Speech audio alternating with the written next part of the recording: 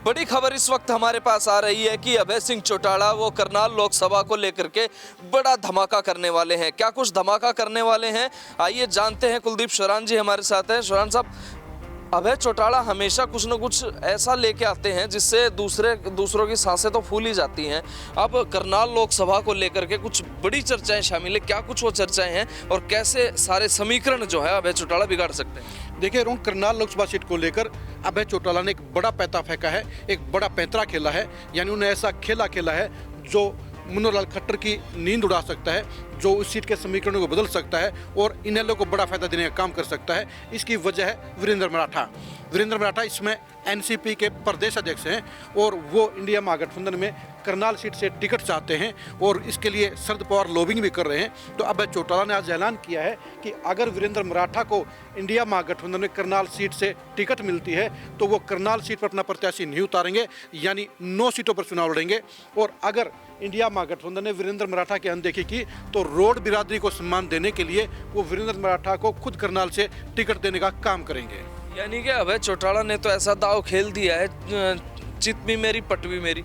देखिए अरुण, इस फैसले का 2 जगह फायदा होगा। पहला फायदा होगा कैथल सीट पर।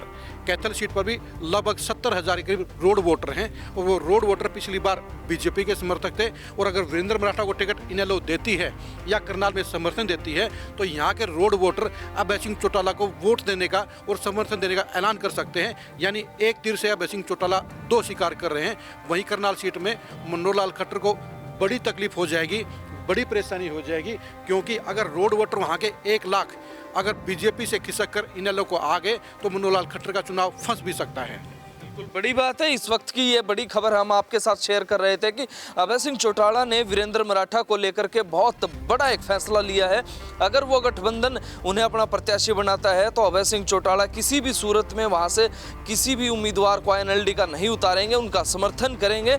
और अगर उन्हें कोई भी टिकट नहीं देता है, वहाँ गठबंधन में भी वो शामिल नहीं होते हैं, तो वो INLD से उन्हें अपना उम्मीदवार बना सकते हैं। तो ये मनोहर लाल खट्टर जो कि हमारे पूर्व मुख्यमंत्री हैं, फिलहाल करनाल लोकसभा से बीजेपी के सांसद के वो प्रत्याशी हैं। तो ऐसे में देखना होगा कि अब अभय सिंह चौटाला किस तरह से ये चुनौती जो बीजेपी है उसको लेती है और किस तरह से इसका समाधान होता है। लेकिन फिलहाल जो है वो अभय सिंह चौटाला ने ऐसा दांव खेल दिया है जिसके अंदर बीजेपी बुरी तरह से वो फंस सकती है।